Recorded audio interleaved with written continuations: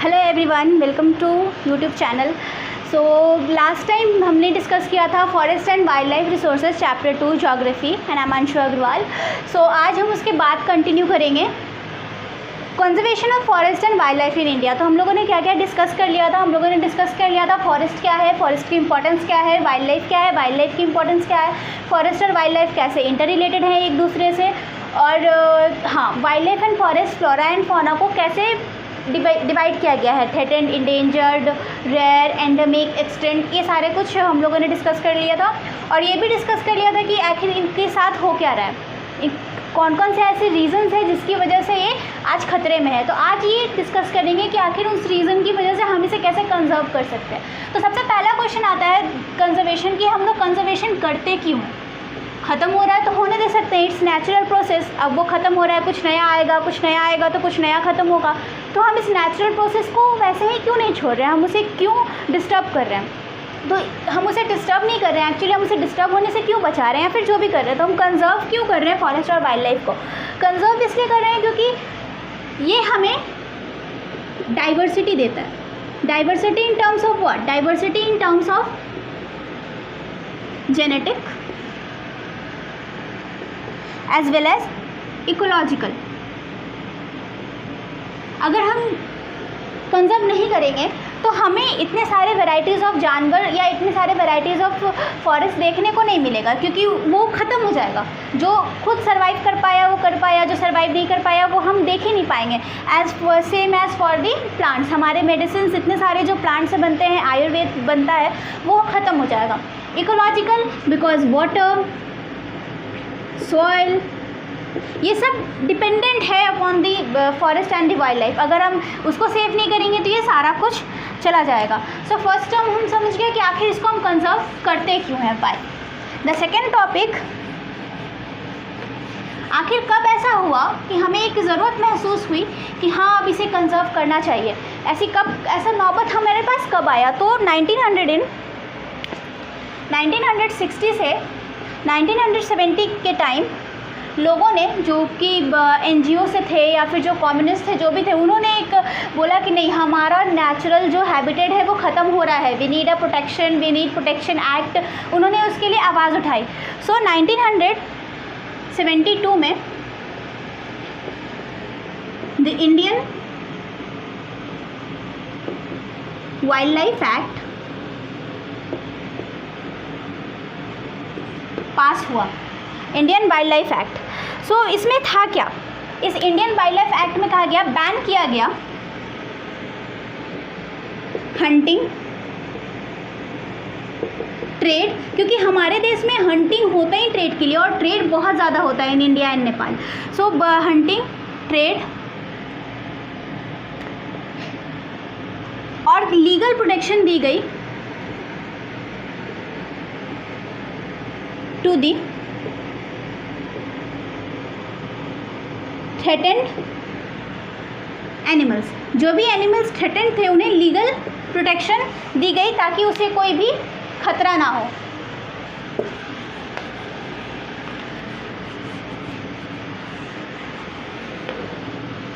जब ये 1971 में ये एक्ट आया था तब इसमें सिर्फ उन्हीं एनिमल्स का जिक्र किया गया था जो थ्रेटेंड है या इंडेंजर्ड है। बाद में इस एक्ट में बहुत सारे चेंजेस हुए। अमॉन्ग्स दी 1980 और 1986 में इस एक्ट में इंसेक्ट्स को भी इंक्लूड किया गया। बहुत सारे ऐसे इंसेक्ट हैं, include butterflies, several type of butterflies जो कि इंस्टिंक्ट होने पे कगार पे थे, तो उन्हें भी इंक्लूड किया गया कि इसे भी बचाना है, इसे भी प्रोटेक्ट करना है। और इसमें था क्या, एक several type of dragon fly भी था जिसे इंक्लूड किया गया। तब तक हमारे प्लांट्स को इससे प्रोटेक्शन नहीं दिया गया था, लेकिन जब 1991 में फाइनली इस एक्ट को फिर से प्रपोज किया गया और उस टाइम फ्लोरा पार्ट को भी इंक्लूड किया गया, और अमॉन्ग 6 स्पीसीज ऑफ प्लांट को प्रोटेक्शन दी गई थी कि इसे अब आप कुछ भी नहीं कर सकते, इवन इससे आप मेडिसिन भी नहीं बना सकते हैं। उसको बहुत प्रोटेक्ट कर दिया गया था। सो ये था वाइल्ड लाइफ एक्ट का मॉडिफिकेशन जो टाइम बाय टाइम हुआ।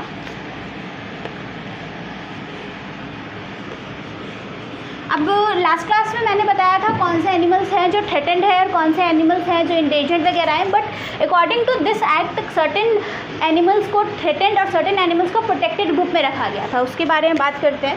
तो थ्रेटेंड रखने वाले एनिमल्स हैं टाइगर। टाइगर पे मोस्ट इम्पॉर्टेंट नोट है, वो भी डिस्कस करेंगे। वन हॉर्न राइनोसॉरस,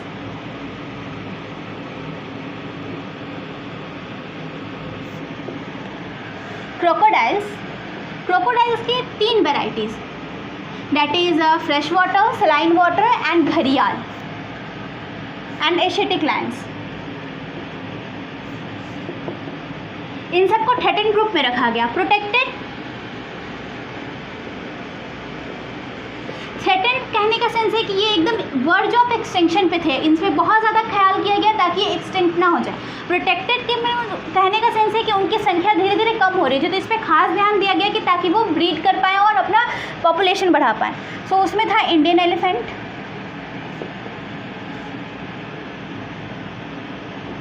स्नो लेपर्ड,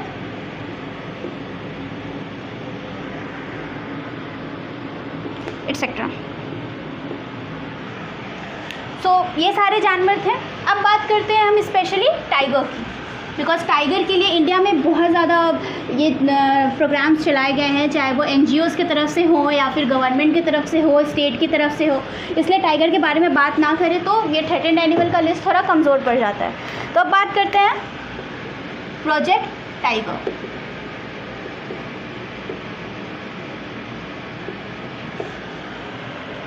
सो टाइगर की स्थिति में क्या हुआ कि इन 1973 गवर्नमेंट रियलाइज कि टाइगर की पॉपुलेशन डे बाय डे बहुत कम होती जा रही है। सो इन 1973 गवर्नमेंट ने रियलाइज़ किया कि टाइगर की पॉपुलेशन बहुत कम हो रही है और वो अपने आप को ब्रीड नहीं कर पा रहे हैं, उनका नेचुरल हैबिटेट, उनका प्रे सारा कुछ छीन गया है। इसीलिए उन्हें प्रोटेक्ट करने के लिए उस वक्त पहली बार अभियान चलाया गया था। तो उनके साथ प्रॉब्लम क्या थी 1973 में? उनके साथ एक्चुअली प्रॉब्लम क्या थी? उनका हैबिटेट चला गया था। वो जो अपने नेचुरल इन्वायरमेंट पे रह रहे थे, बहुत ज़्यादा ह्यूमन इन्वेजन होने लगा था उनके फॉरेस्ट में। So habitat due to human invasion. उसके बाद क्या हुआ? Depletion of prey. अब इससे पहले क्या हुई थी? इससे पहले क्या हुआ था कि इसके जो नीचे फूड चेन के जो एनिमल्स थे उनको ऑलरेडी एक्सटिंक्शन होना शुरू हो गया था। वो ऑलरेडी संख्या में बहुत कम हो गए थे, क्योंकि जब ह्यूमन इन्वेजन हुआ, बहुत ज़्यादा एग्रीकल्चर एक्सपेंशन हुआ, तो वहाँ के लोग जो छोटे छोटे एनिमल्स थे वो ख़त्म होने लगे। तो उसकी वजह से टाइगर की प्रे पे, उसके खाने पे इफेक्ट पड़ने लगा। तो ये एक बहुत मेजर रीज़न बन गया उसके एक्सटिंक्ट होने का। अब दूसरा बहुत बड़ा रीज़न ये था ट्रेड। टाइगर के स्किन ट्रेड किसका होता था? स्किन का और बोन का। बोन हम लोग बोन से बहुत ट्रेडिशनल मेडिसिन बनते हैं, तो टाइगर के स्किन का बहुत ज़्यादा मात्रा में ट्रेड होता था। और इसलिए इंडिया और नेपाल, क्योंकि यहाँ पे 3/4 ऑफ ऑल द टाइगर का पॉपुलेशन इंडिया और नेपाल में ही बचा था, तो ये बहुत ज़्यादा सेंटर बन गया था ट्रेड का उस टाइम पे टाइगर के स्किन के लिए। सो टाइगर की ये सारी चीज़ें हैं। इसके बाद जब टाइगर पे एक्ट आया, जब 1973 में प्रोजेक्ट टाइगर स्टार्ट हुआ, तो बहुत सारे टाइगर के लिए जहाँ टाइगर पाए जाते थे वहाँ को पार्क में बदल दिया गया ताकि टाइगर बच सके। तो उसके लिए सर्टेन नेशनल पार्क है जो बहुत इंपॉर्टेंट है, तो उसके नाम बता रहे हैं। पहला 6 पार्क है जो बहुत ज़्यादा इंपॉर्टेंट है, जहाँ पे टाइगर था उसे कंजर्व करने के लिए उस एरिया को पार्क में नेशनल पार्क्स या फिर वाइल्ड लाइफ सेंचुरीज़ में कन्वर्ट कर दिया गया और उसे बहुत ज़्यादा प्रोटेक्ट कर दिया गया। तो पहला है Corbett national park in Uttarakhand. The second is Sundarban national park in West Bengal. Third one is Bandhavgarh Bandargarh national park in Madhya Pradesh.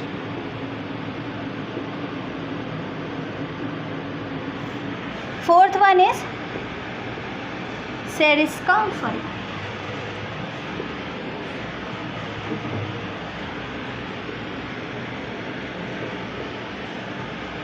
Sariska wild life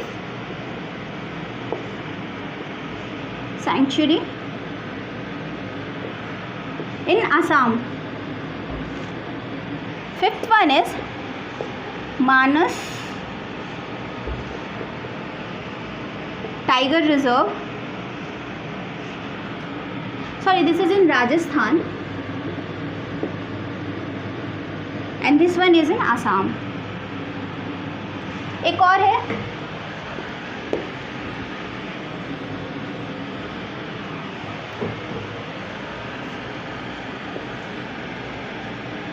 Periyar tiger reserve in Kerala. तो एक्चुअली जब हम नेशनल पार्क्स के बारे में बात करते हैं तो इन 6 के बारे में बहुत इंपॉर्टेंटली बात करते हैं, because these are the park जहाँ पे टाइगर को रिजर्व किया गया। यही 6 park all over the India जहाँ पे टाइगर को रिजर्व किया गया with their states. So now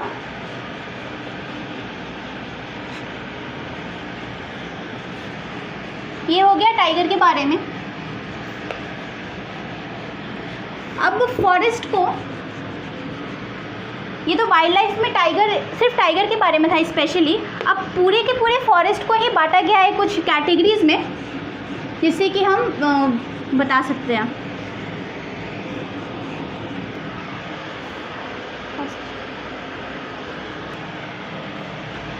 so अब फॉरेस्ट और वाइल्ड लाइफ को 3 पार्ट्स में डिवाइड किया गया है। उसके फॉरेस्ट को actually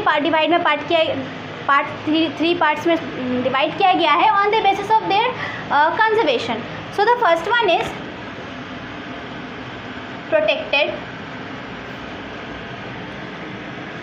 reserved and unclassed according to their grade. The grade 1 is reserved, इधर ही लिख देते हैं। The grade 1 is reserve, the second one is protected. Reserve में कुछ भी आपको अलाउड नहीं है, कुछ भी आप नहीं कर सकते, it is not allowed.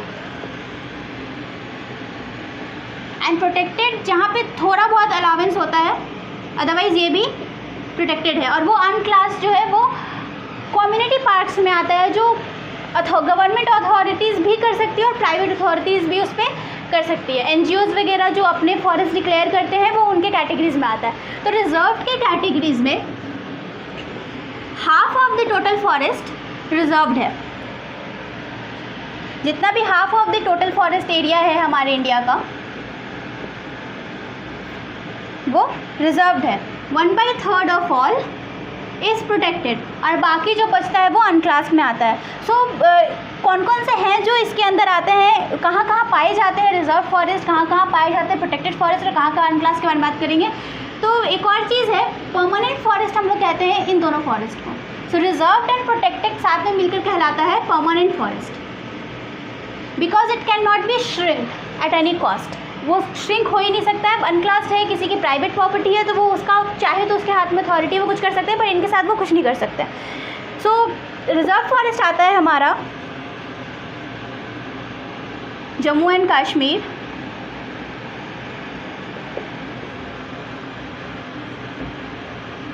Andhra Pradesh,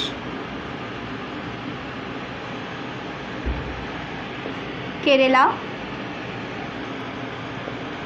Uttarakhand, Tamil Nadu, West Bengal and Maharashtra. यहाँ पर हमारे सारे रिजर्व फॉरेस्ट पाए जाते हैं। प्रोटेक्टेड फॉरेस्ट पाए जाते हैं बिहार,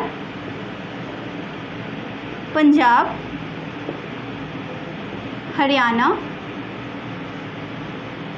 हिमाचल प्रदेश,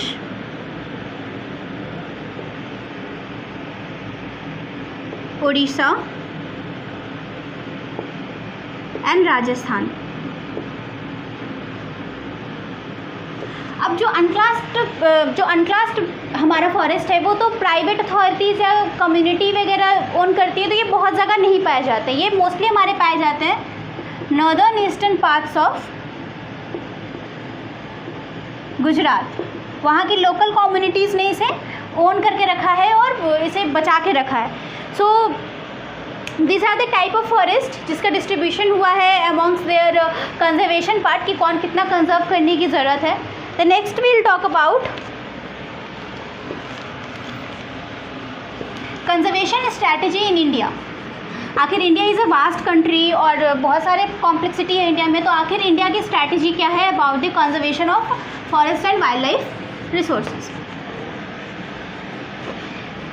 इंडिया में फॉरेस्ट का बहुत इंपॉर्टेंट रोल है, बिकॉज इंडिया में सिर्फ फॉरेस्ट को इसलिए नहीं बचाया जाता है क्योंकि वो हमारे लिए डाइवर्सिफिकेशन है और हमारे लिए पढ़ाई के लिए ज़रूरी है या हमारे नेचर के लिए ज़रूरी है। एक्चुअली इंडिया में लोग उसकी पूजा करते हैं, तो बहुत सारी ऐसी चीज़ें हैं जो हमारे नेचर की तरफ से भी उन्हें बचाई जाती है। हमारे जो एथिक्स है उनके तरफ से भी फॉरेस्ट को बचाया जाता है क्योंकि वो उसे बहुत इंपॉर्टेंस देते हैं। तो about the conservation strategy in India all over the world, ये बातें हम नहीं कह सकते कि लोग पेड़ को, क्योंकि जिस तरह के आंदोलन यहाँ इंडिया में हुए हैं उस तरह के आंदोलन शायद ही अक्रॉस द कंट्री कहीं पे हुए हों।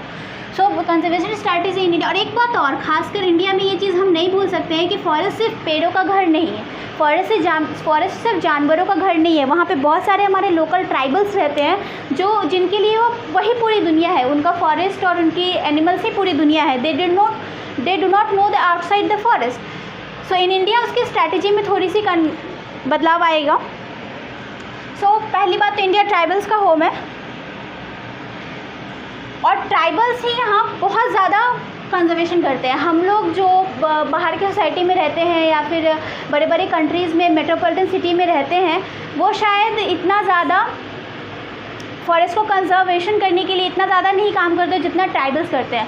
सो इसके बाद पढ़ेंगे कि वहाँ पे एक NGO और एक गवर्नमेंट ने भी एक कंबाइंड पॉलिसी निकाली थी जिसमें वो ट्राइबल्स के साथ रिलेशनशिप या फिर ट्राइबल के साथ मिलकर फॉरेस्ट को कंजर्व करते हैं। तो कुछ स्ट्रैटेजीज़ हैं जिसके बारे में बात करते हैं। पहला है, अभी नाम मैंने बताया था उसी में से, सरिस्का टाइगर रिजर्व राजस्थान में। ऐसे ही कुछ एग्जाम्पल्स हैं जो हमारे इंडिया में कंजर्वेशन के लिए यूज्ड हुई है। सो सरिस्का टाइगर रिजर्व जो राजस्थान में, वहाँ के लोगों ने क्या किया, दे फाउट अगेंस्ट द गवर्नमेंट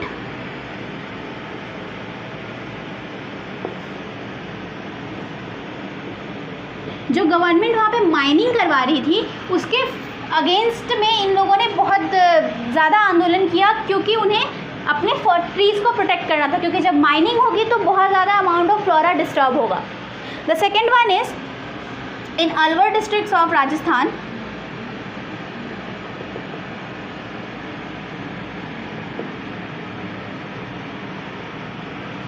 पांच विलेज जो उसके लोग हैं, 5 गांव के लोग और 5 गांवों ने मिलकर 1200 हेक्टेयर ज़मीन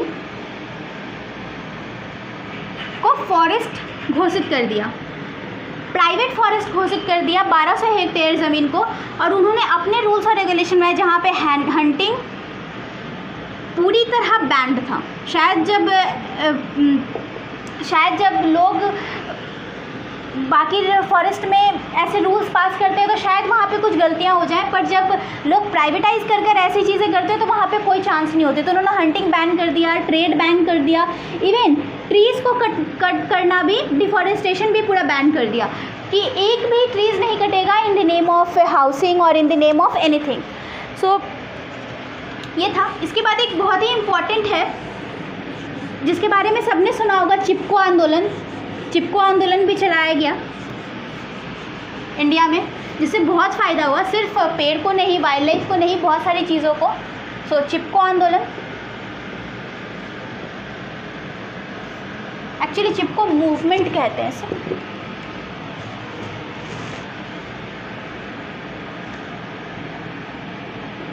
हिमालयन रीजन में चलाया गया था ये।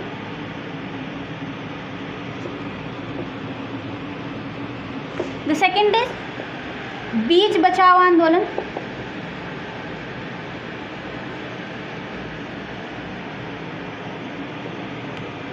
तहरी में चलाया गया था। So this are some strategies जो इंडिया में यूज्ड हुई फॉरेस्ट को कंजर्व करने के लिए। अब मैंने एक बात बोली थी, that is about JFM, joint forest management.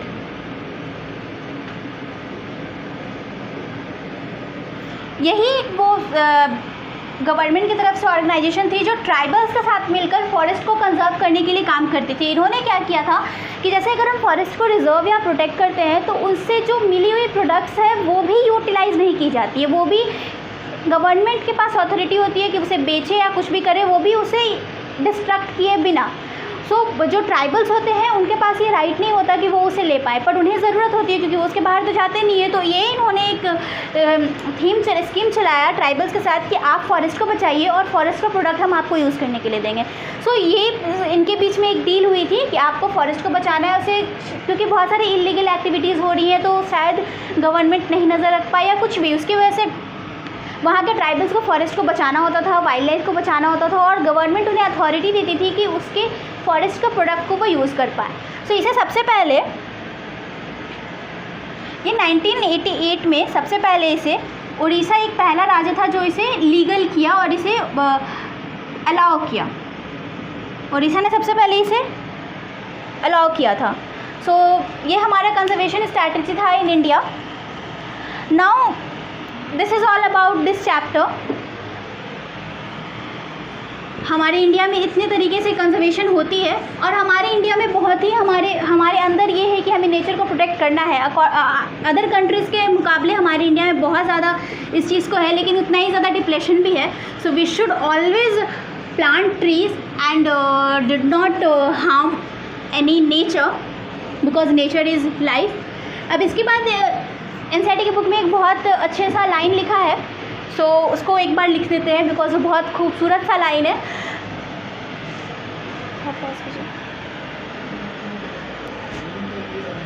सो ये लाइन है जो गौतम बुद्धा ने लिखी है 487 में और इसके इस लाइन को NCERT की लास्ट में पुट किया गया है। And this is beautiful because it said the tree is a peculiar organism of unlimited kindness and benevolence and makes no demand for its sustenance and extends generously the products of its life activity. It affords protection to all beings, offering shade even to the X-men who destroyed it. So the line says कि tree एक ऐसा organism है, उन्होंने एक बहुत अच्छी word बोली, organism बोला, लिविंग नॉन लिविंग नहीं, ऑर्गेनिज्म बोला। So the tree is a peculiar organism of unlimited kindness, क्योंकि ट्री से ज़्यादा काइंडनेस शायद किसी में हो। So it is unlimited kindness and benevolence of makes no demand for its sustenance. अब वो रहने के लिए आपसे कुछ नहीं चाहता है, बस उसे आप शांति से रहने दीजिए, इतना ही तो चाहता है वो। सो उसकी कोई डिमांड्स नहीं होती है और extend generously the product of its life activity, और आपके लाइफ एक्टिविटी को ईजी बनाने के लिए सबसे ज़्यादा हेल्पफुल वही है। सो इतनी अच्छा, और उसके बाद भी बहुत अच्छा लाइन है, it affords protection to all living beings offering shade even to the axeman who destroyed it. अगर कोई उसे डिस्ट्रॉय भी करता है तो भी उसे वो उसी तरह छाँव देता है जिस तरह वो आपको देता हो। It makes no difference to the tree.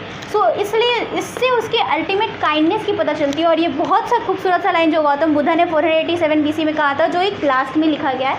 So from that line I am concluded this chapter. Next class में इसके क्वेश्चन आंसर्स डील करेंगे. Till then please like the video and share to